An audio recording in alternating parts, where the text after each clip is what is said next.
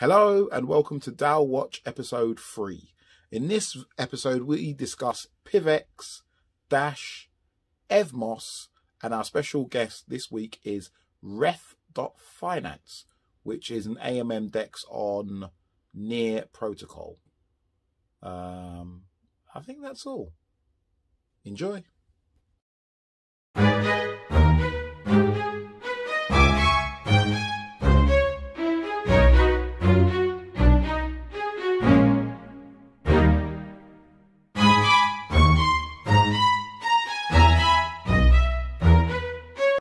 Okay, DAO Watch episode 3.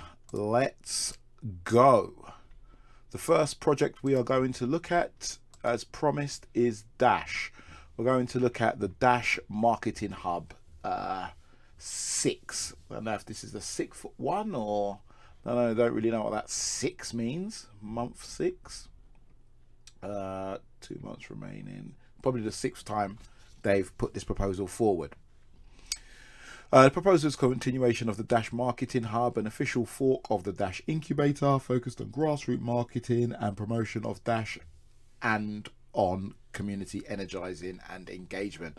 The proposal owner is One Desert Links. I've interacted with this guy quite a bit on Twitter. We don't often see eye to eye actually, but he's usually very polite, and more importantly he's quite insightful. Having a recognized pseudonym behind a proposal is usually a very good idea. I don't think too much value should be put into who's putting forward the proposal in some circumstances, but in circumstances like this it's quite important that you're going to be entrusting your treasury's finances to a persons that has some sort of history socially within the DAO. It's not what I would call a definite prerequisite or mandatory, but I would say it certainly helps. So basically this is like a non-core marketing proposal. I would say easiest way to put it. They're asking for 100 Dash, which is about $4,500 US at the time of asking. It's tiny in comparison to the actual Dash budget, so percentage of the overall budget shouldn't really be an issue with this proposal.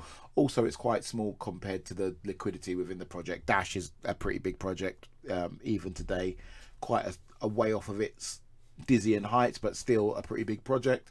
And $4,500 US worth of Dash is not going to move the price, so there's no need to worry about that.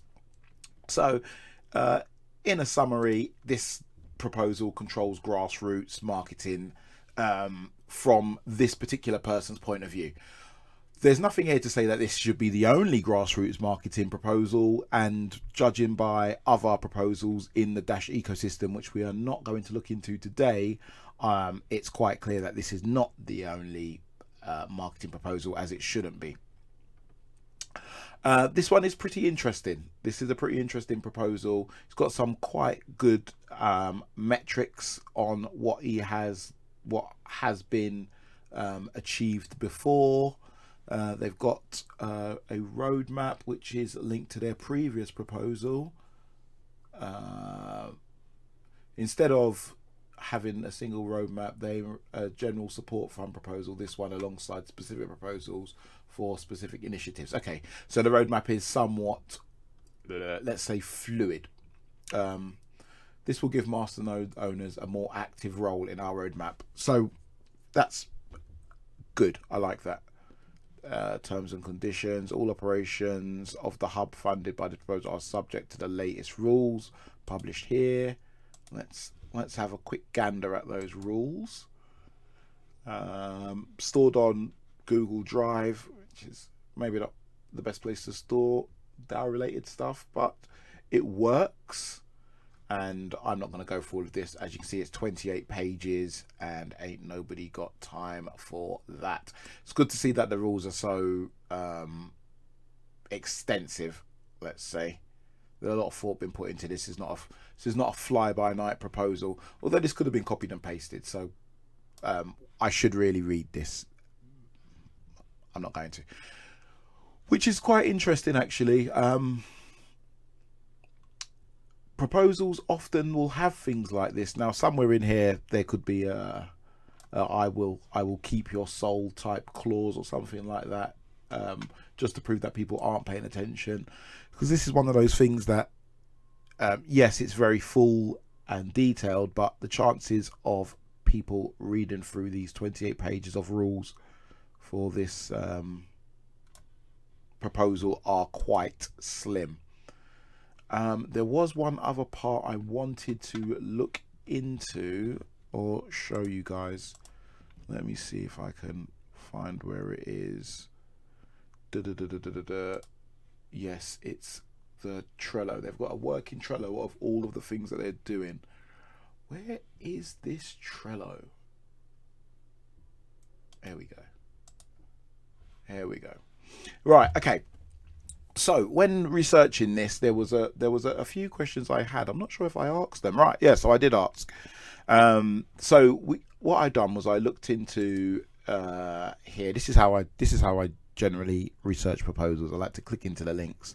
Luckily, these guys are really well organized, so everything is where you would expect it to be. Cointelegraph DAO research partnership. They're basically sponsoring Cointelegraph's consulting research report on DAOs. So Cointelegraph are going to do some work on DAOs, and they're going to be paid by Dash to feature Dash. I'm not paid by Dash to feature Dash. I don't think there's anything wrong with being paid. If Dash wanted to pay me, I would take the Dash and be happy. But one of the reasons why I'm not a massive fan of Cointelegraph is because of these sorts of shenanigans, which kind of keeps the playing field somewhat uneven when the big boys like Dash can pay for it. But that's a totally different topic, and it's not really crypto specific. It's just the world of advertising, I guess. So but this wasn't the one I wanted to really look at. It was the... So basically these guys are in charge of the Twitter. They've got their own Twitter, they've got their own TikTok, they've got their own Instagram, creation for the Dash core group. So they create content for the Dash core group. Oh no, no, sorry. This is they've mixed them in together. So these are the community ones. That's separate. There was one I wanted to show you. Where is it?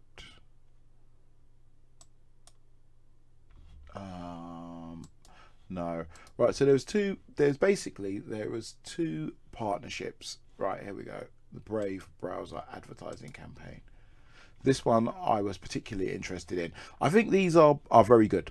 Right? I think it's very good that we've got somebody putting these together, organizing them, and making sure that they happen. So run adverts on the Brave platform for Dash Direct, gaining influence, etc., etc. Now, I think the issue may be something with Dash Direct. Right. This bounty has been paused. Dash Direct solved their issues with their banks, and there hasn't been an update since then. So that was another question I really wanted to ask, but I didn't get around to it. I got sidetracked, but I wanted to know really where they were with this Brave browser advertising, as there hasn't been any updates in here. Now, even if it's still paused because Dash Direct still haven't sorted out their bank issues, which I think is unlikely, I would like to see an update here, as that's a good 5 months old, this last update. But yeah, it's a very nice proposal. I'm going to leave it here whilst I do the rest of the chim cham and flim flam talking. I think it's let's go through the pros and cons like we usually do. The pros are, it's a nice simple concept, it's well described, well organized, and well implemented. The Trello, keeping the Trello public, that's brilliant. It doesn't always need to be a decentralized solution. Obviously, if there was a decentralized solution, I don't know, something related to a lens protocol. It's not on the same chain, so but in this situation, yeah, using Trello is fine, and I think using Trello is somewhat a master stroke. I don't think these guys can take full credit for it. I think the Trello was there probably before this proposal came along, but it really does work well for people to find out what's happening with this particular proposal, who's doing what. From directly in the Trello, I will just show you that you can find the TikTok. So I found the TikTok from here. The link to the actual TikTok account is not in there. But it's, yeah, it's run by a lady. I guess this is her, Camilla Tonello. But yeah, it's really good. The TikTok, I browsed it quickly, and then I obviously started following it. It's really good. They're putting out good information.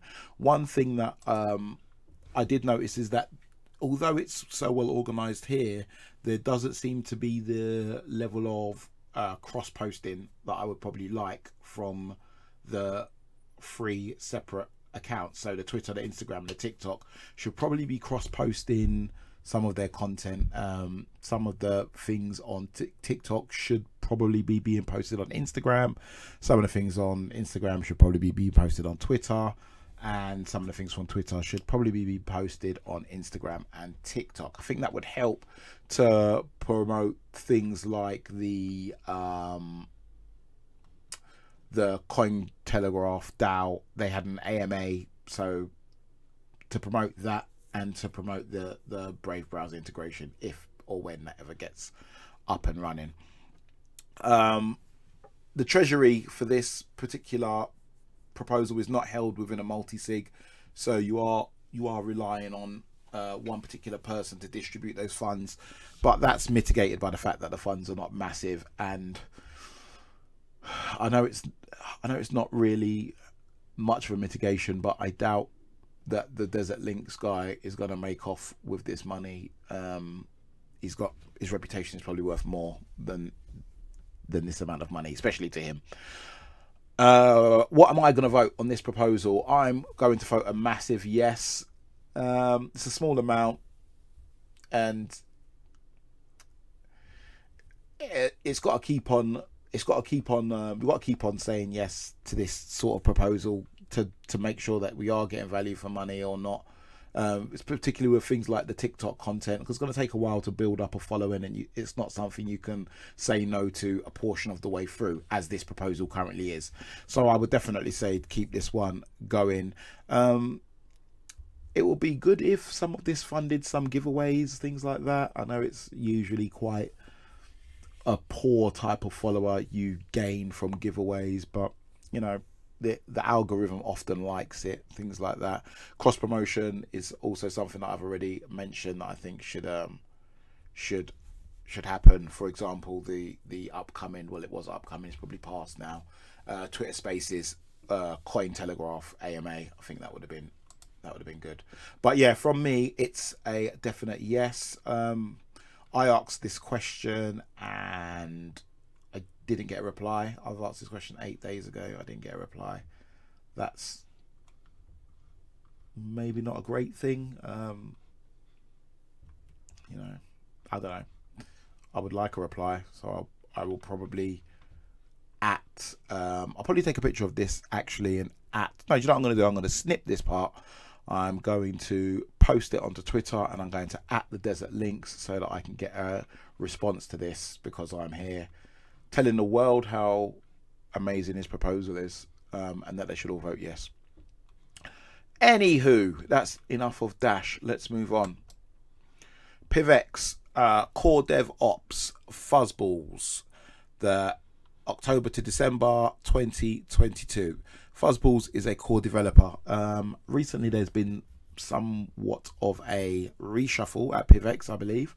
I wasn't really paying that close of attention to it, but it seems now as if this is the only core dev proposal, which I guess is fine. If you're not building anything core dev wise, then you don't really need other proposals. Let's let's double check that.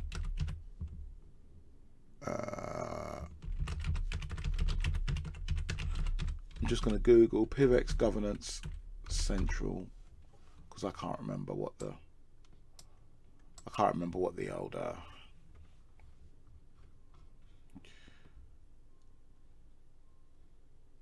so I'm just trying to find the governance proposals. All right, currently, yeah, there's loads available. The only two proposals are the labs, which is something like L2 development. It's not development to the core, and there's one proposal for Fuzz. There's 14 days remaining as of the recording of this video. So yeah, so it does seem like Fuzz is the last man standing of the core team. It doesn't surprise me. He's the longest serving guy there, but what it does mean is that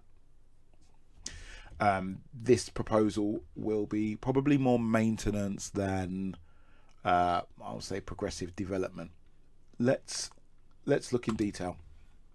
Okay, so the good thing about this is that he's actually broken down his responsibilities into single form. You can't really do that when you've got a full dev team, but if it's only one guy doing it, then he can say, okay, I'm going to do X, Y, and Z.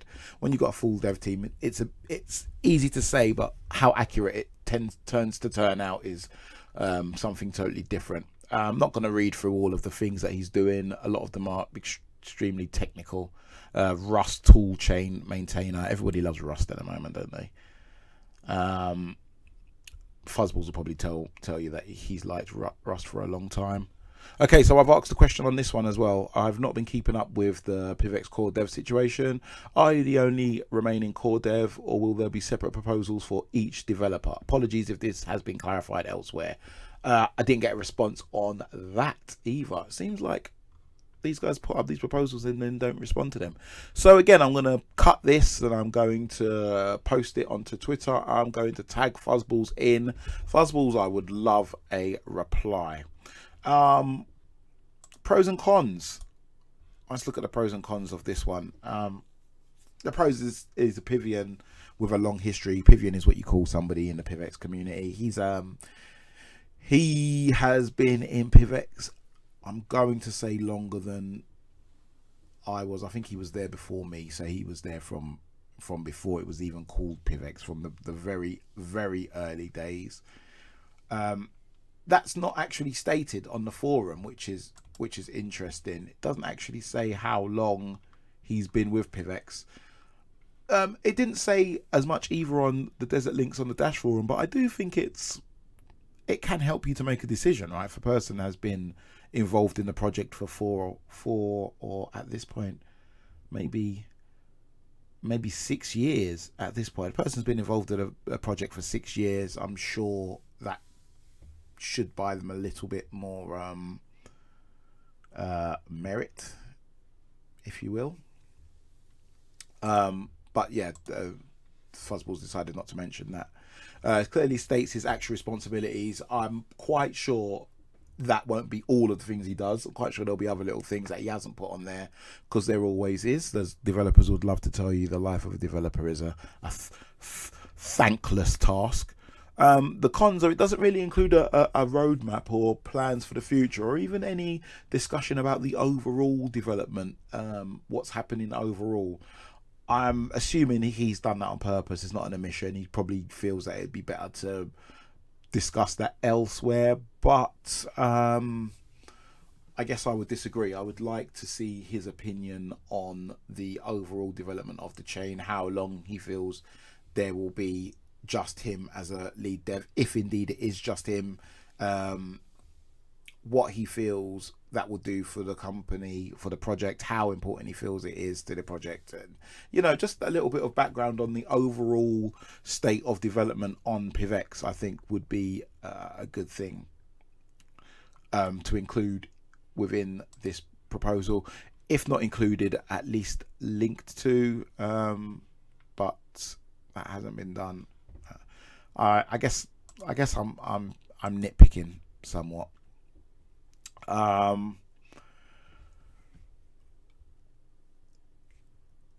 In this situation, because we've got a developer who has got a proven record of being a developer on PIVX during the great times, the not so great times, the before the great times.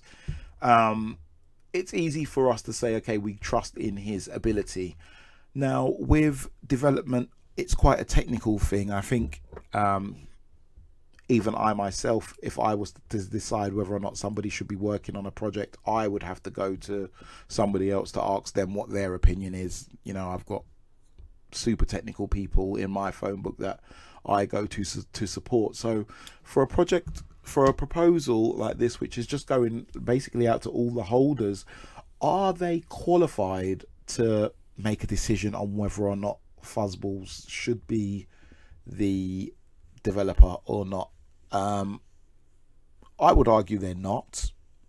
I'm pretty certain they're not. Most of the token holders won't be nearly up to speed enough with the technical side of development and even the HR side of development to know whether or not this person is the right person for the job. In this scenario, he's got a history, but imagine there was a new developer that come through and said, here's what I've built in the past, here's my code, I want to be a developer. How on earth are the people voting on this thing going to have the knowledge of whether or not the person is suitable for the job? I think that's just something really to bear in mind. If I don't know if there is a way that people can help to rate a developer or rate somebody who's an extreme expert in a quite niche field. Okay,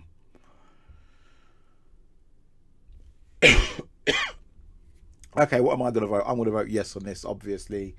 Fuzz is a great developer. Again, he's another person who I don't always see eye to eye with, but it's utterly irrelevant. He's proven in the past how good he is at his job, at his role. When his role has changed, he's changed with it. I've interviewed him a number of times, so I've got a personal understanding of his level of expertise. I know that he's put forward commits to Bitcoin, so well, maybe he's put forward one, and I really talked that up and he really talked it down. But as far as I'm concerned, like, he is Satoshi Nakamoto to me. I know what he brings to the table, and a lot of it's not included within the proposal. Also, I like to speak about cognitive diversity, and Fuzzbawls is a person who does think outside the box.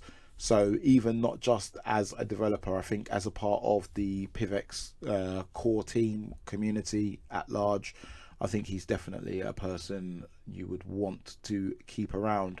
Try to smooth out the edges with him. He can be a bit prickly at times, but can't we all? So for me, that one is a yes. It's a yes to the PIVX proposal. Let me just check time, and I am doing horrifically.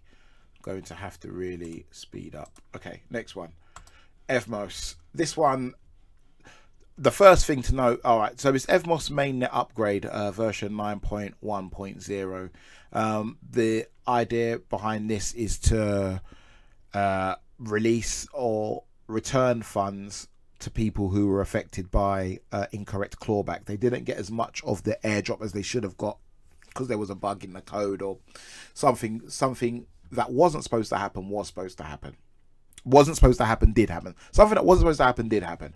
The immediate problem I've got with this proposal is that the voting started on the 28th of October and it finished on the 2nd of November. That's far too short of a voting window. Clocking in at, what's that, 5 days? That's just too short. It's a software upgrade proposal, so it's a pretty big deal. We're talking about changing the state of the blockchain. So they do have to have a call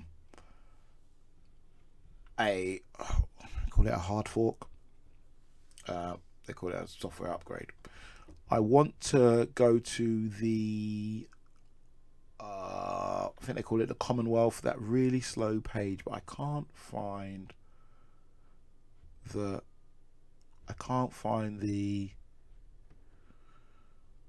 they don't have a link to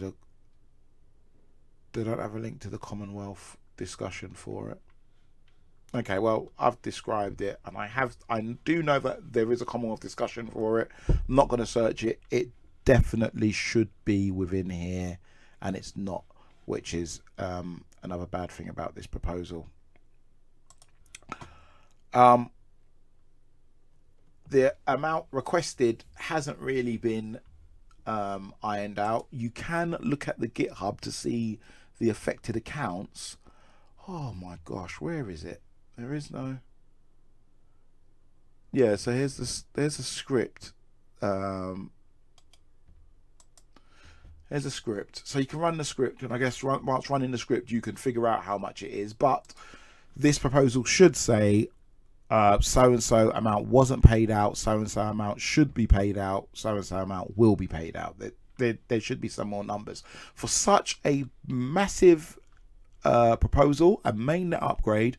The fact that it's got, I don't know, 25 lines of text here, 20 odd lines of text, is it's far too brief. I won't even say concise, because there's a lot of information missing. So it's far too brief for me. The links obviously to the GitHub, or the code that's going to be implemented, is here. Here's the thing, so you can figure out the addresses and whatnot if you want to do that. But people shouldn't have to do that. The answers to this, maybe not in address terms, but in numbers terms, value terms, should be a part of the proposal. And here's the upgrade, mostly done by this guy, Freddy Caceres, depending on where he's from, or depending on how you pronounce that, I guess. But yeah, he's a pretty decent developer. Looks like he's not been around that long in terms of publishing the stuff to GitHub. But it's nice that he's got a GitHub. He's got 4 followers. I should be one of them. I'm not one of them. All right, well, we'll fix that in a little while, because I do like to follow the heavy hitters, even if they are up and coming heavy hitters. Right, pros and cons. Oh, let's go back to this very brief proposal. Pros and cons. Right, well, the first con's that the voting window is far too short, and the proposal description is far too brief and doesn't link to the discussion on the Commonwealth, which it should do. Evmos has got a huge budget, and it's not clear to which degree this will impact that budget. That should also be a part of the proposal. On the pro side, like fair play, like it has to happen, doesn't it? Like you've the parameters or the rules were that people would get this airdrop if X, Y, and Z happened, then people didn't get the airdrop. So this definitely should happen.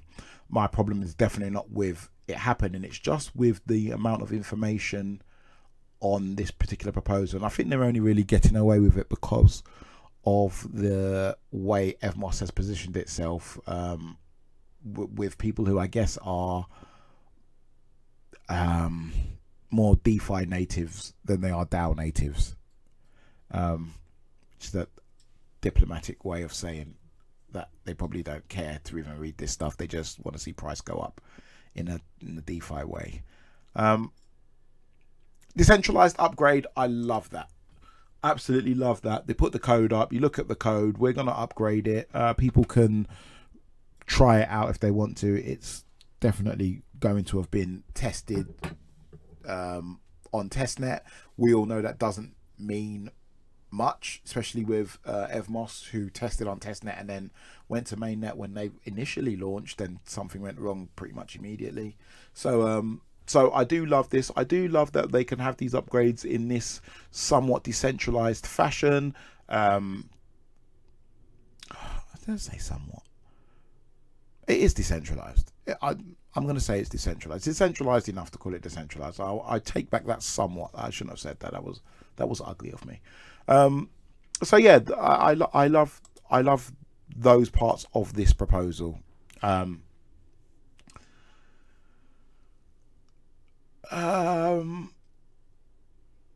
maybe a little bit more information on what went wrong and why, or a link to what went wrong and why would probably be good. A link, I would say, probably not more information, a link. But I would, on this one, it's another yes.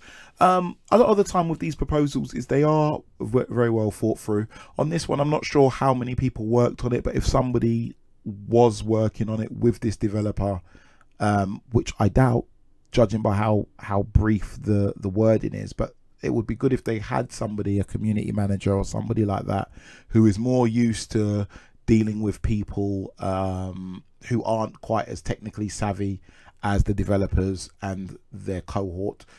It would be good if they had an input on the description, especially like the brief part, and then made sure that it was easy for the not overly technical people to get their head around what's happened and go off and find further information through links in the description.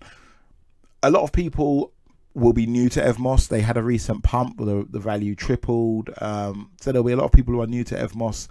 On those grounds, I think it's quite important that they do go over past things, even if it may be a little bit embarrassing. They do go over what happened and why, and they keep on reiterating those things. But for me, it's a yes, and we move on to the final proposal of the day. This one, I researched it when it was still a proposal, and it got approved. I think it won like massively. I don't think there was any downvotes. No. So it got approved. Got approved pretty quickly. This proposal, this is on Astro, on the Near protocol. So in every episode, I like to do like a guest proposal on a guest network or with a guest project. And this time it's Near protocol. I really like Near protocol. They are doing so many things right as an L1.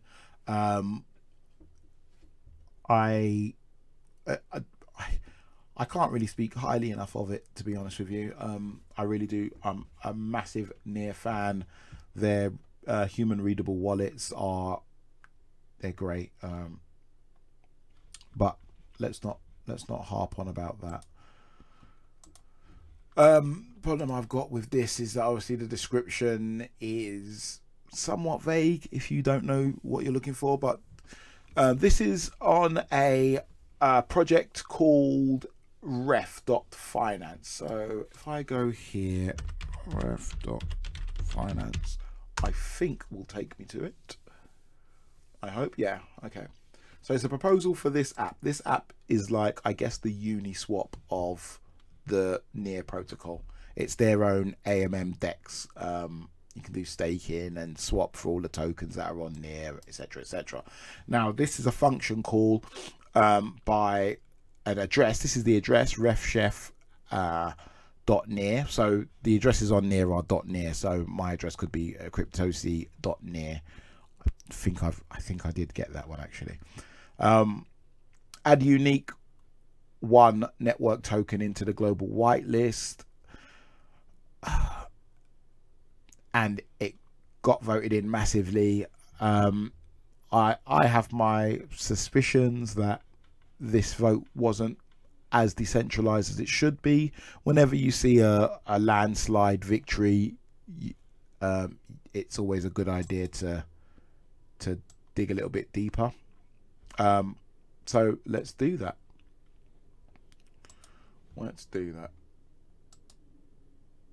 Right, so this is the unique one network. They've got a Ethereum marketplace, BSC marketplace, Polygon, Gnosis marketplace, purely decentralized NFT platform in 2020, enabling artists and this, that, and the other. So it's an NFT platform. They got their own token, and they want the token to appear as a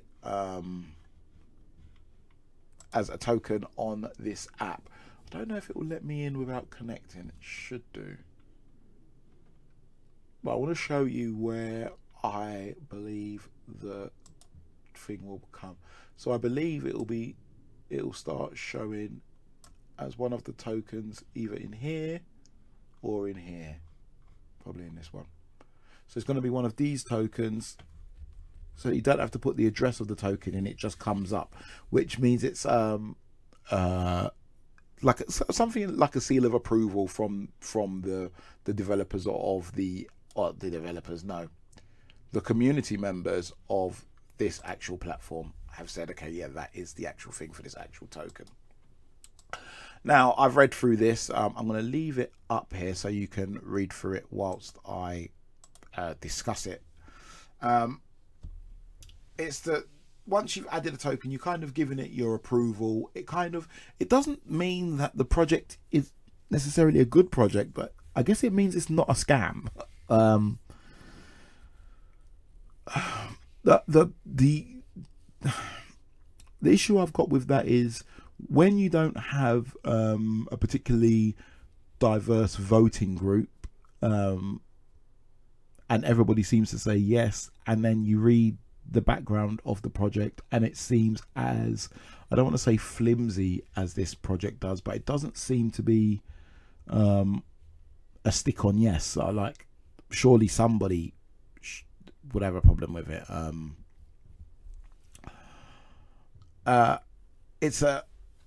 It's for me, I don't know, I'd try not to upset anybody, but I don't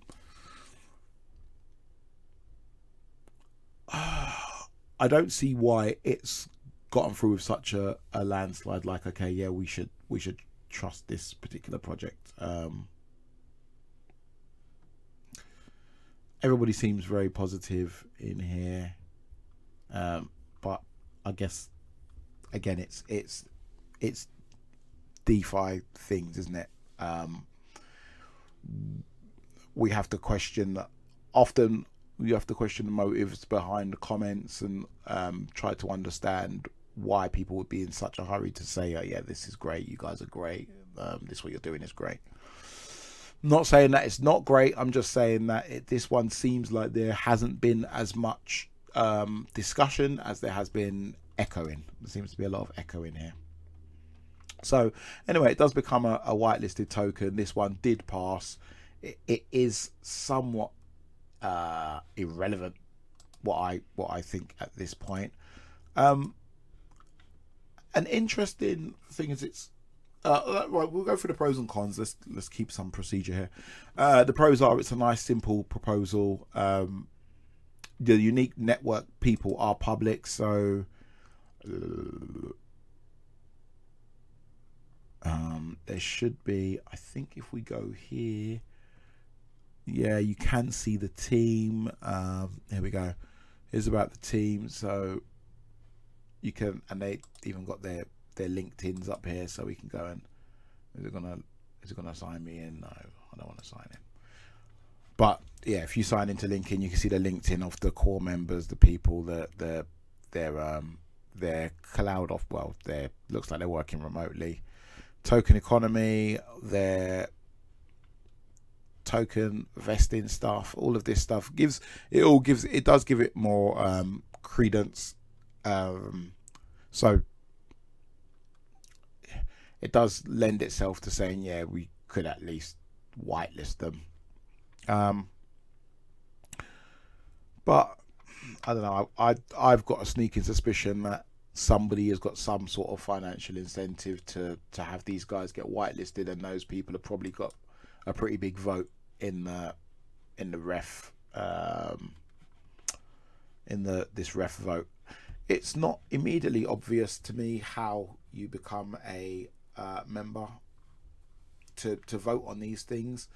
I'll probably do a dive into that, and then maybe a little tutorial or something to explain how to become a member of one of these DAOs, because there are a lot of DAOs here that you can go and join. If we filter them, I'll show active DAOs only, filter by the newest, biggest funds. So there's some pretty big funds here. This one's got 450 million USD worth of tokens in it. This one's got 16 million. This was the one we just looked at. Shows how many members are in each one. This one only got 27 members, and there are two active proposals. The proposals that are active at the moment, let's just have a look at these. Why not? create a new farm, okay, for Myria and USDT, interesting, and an SD to USDC farm. So proposals to create new farms. Again, there's no down things on any of these. Oh, one of them did fail. Second month incentive provision for sweat launch. Okay, so there is one that failed there. I'll probably look into that and discuss that on another episode.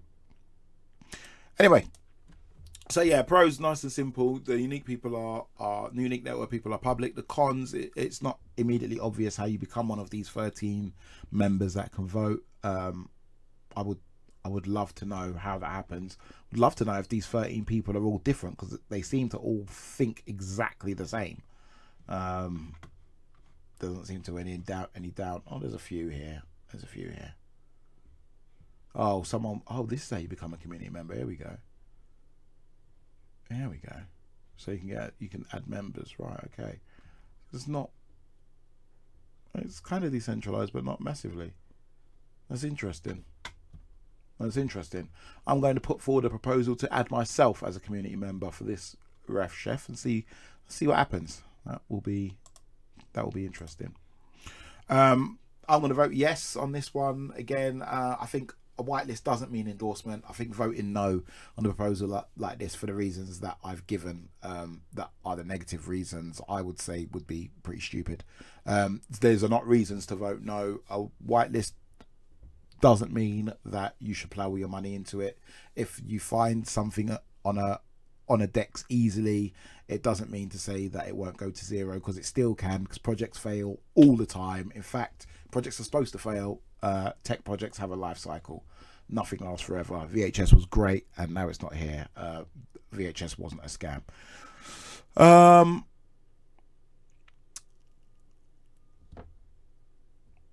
I think that's the last one. I think we are done here. So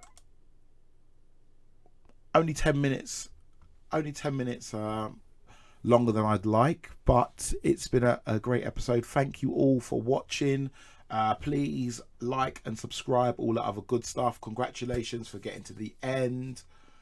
Go and check out DAOwatch.blog, which will have some articles there and links to these videos, so other episodes. Obviously subscribe to the Smart Reach YouTube channel, and I will see you in a couple of weeks.